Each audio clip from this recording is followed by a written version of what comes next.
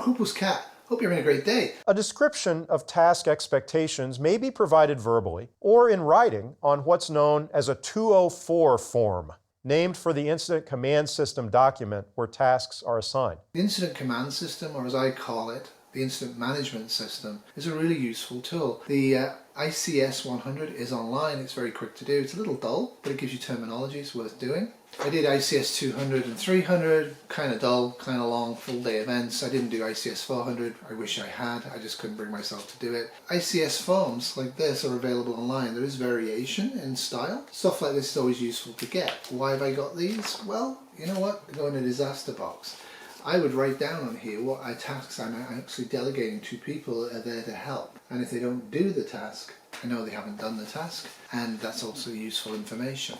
When you fill in the forms, whatever you use, whatever written documentation you use to delegate stuff, remember just verbal documentation can be misheard or misunderstood in a disaster. Remember the key things you want to write down: who, what, how, when, and how to know when you've completed the task and what to do when it's completed. You can't argue with written orders. People will, but you can't. Be conscious of safety at all times, and also of your own needs for food, hydration, and rest. Working multiple shifts without a break reduces your own effectiveness and heightens safety risk. Adequate rest, adequate sleep is not really talked about very much in SHTF or in prepper videos, and it really probably should be. For example, your family or your friends or your network or your bug out group, who sleeps, when do they sleep, who enforces sleep, how do you make sure adequate rest is done in very, very dangerous and unstable conditions? It's not something you just ignore. If you just keep working, you can work for 3, 4, 5 days without any adequate rest, but you will crash and you will have to recover. In an ongoing disaster, you don't have time to recover. You need to be resting during the event as much as you can. When it's time to leave, make sure you're checked out of the scene, as again, it's important to maintain accountability of who's there. And of course, thank everybody you see around you for also helping, and leave them contact information in case they need to get hold of you, in case you've been breathing in asbestos dust from the rubble and didn't realize it. Credentialing. You've already heard me make reference to this a few times. This is basically your ability to document that you've completed training that will enable you to safely and effectively assist with a situation. Well, they have to be real, they have to be current, and they have to be formally recognized. Most of my nursing credentials are online, so keep a printed copy of any documents handy. There are some credentials that everyone can get, which can help prepare you not only to volunteer, but also to be more prepared yourself in the event that a disaster strikes. While not an exhaustive list, here are some examples. Basic first aid and CPR, bleeding control. The Stop the Bleed campaign teaches the use of various techniques, including direct pressure, wound packing, and tourniquets. Fire extinguisher use.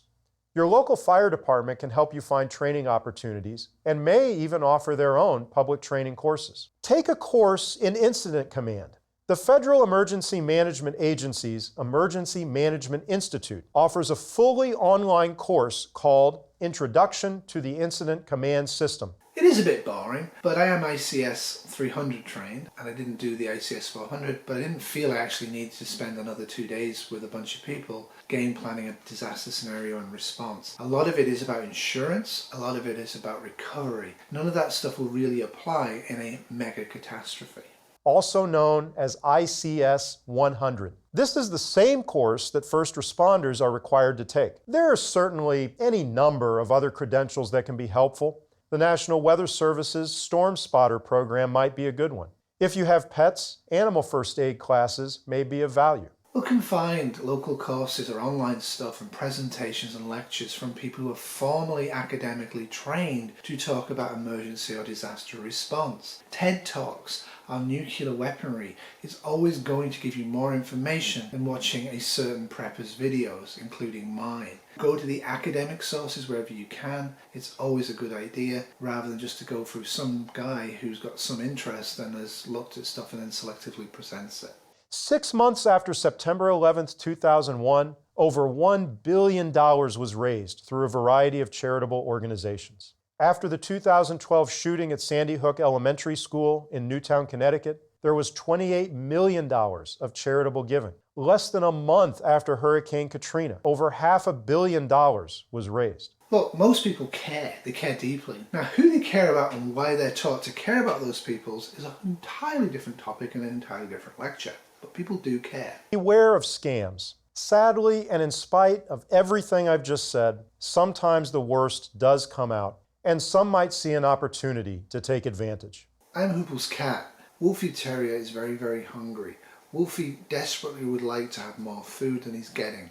He needs more food. If you can care about Wolfie, please send him money to me and I'll make sure that Wolfie gets adequate snacks and adequate nutrition. Please help a little dog in Ontario.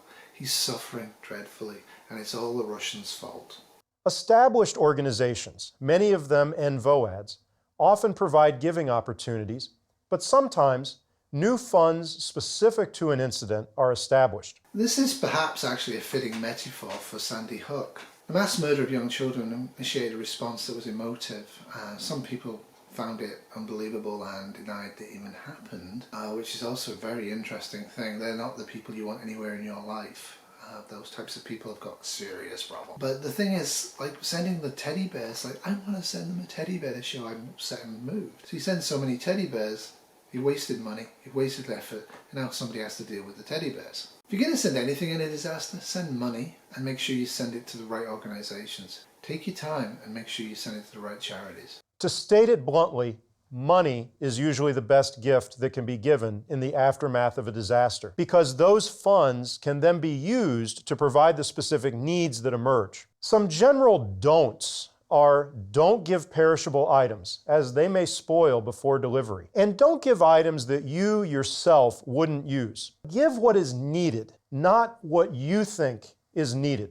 A total of 65,000 teddy bears were donated. That's more than double the entire population of the town. And in fact, warehouse space had to be found to store all of the items, teddy bears and more, that were given. This then leads to what's always controversial. What should be done with the items that are left behind? Some materials are archived. Some may be incorporated into museums or other displays. But what of 65,000 teddy bears? Some were donated elsewhere, such as to hospitals in the United States and abroad.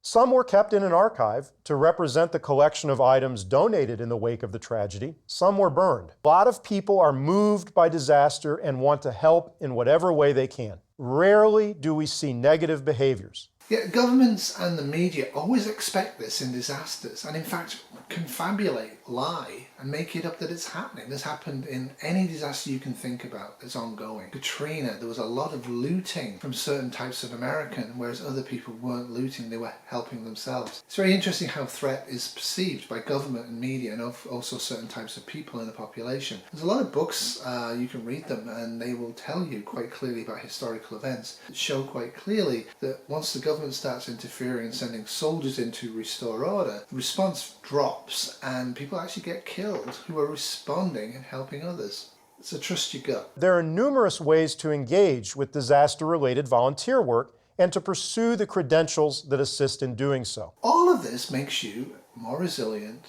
more trusted, and a better community member, and definitely a better prepper. There are often ways to donate in the aftermath of a disaster, but it's important to consider what needs exist: cash, supplies, housing, meals, and to ensure that avenues to donate are in fact legitimate. The example of Gander, Newfoundland, on and in the aftermath of September 11th, 2001, is inspiring. It is such a pretty morning, isn't it? Perfect fall morning. Thank you very much. We appreciate the book is called Hughes. We want to go live right now and show you a picture of the World Trade Center. 38 jumbo jets carrying 6,700 passengers and crew found themselves on Gander's doorstep with nowhere to go and nowhere to stay. We knew our people would come through. And come through they did. In a matter of hours, the town of 9,000 had mobilized a volunteer army to assist the plain people, as they were now being called, bringing food, medicine, and clothing to makeshift shelters in local schools and Legion halls. Striking bus drivers returned to work to provide transportation, and the people of Gander opened their homes to thousands of strangers. As a prepper, you should be able to feed, water, clothe, shelter, even give medical help to an awful lot of people in a local disaster. Would you? In Gander, in New York, and San Francisco, and numerous other disasters, it's quite clear people do. The people help. The people keep helping. Often the government stops the people from helping, and they stop not through lack of interest or fatigue, but because they've been ordered to stop it. Until next time, be safe. Next week, who are first responders, and how do they work and how do they function? Stay happy, stay calm, have a great week. Toodles. This has been a Massaging a Terrier Productions 2022.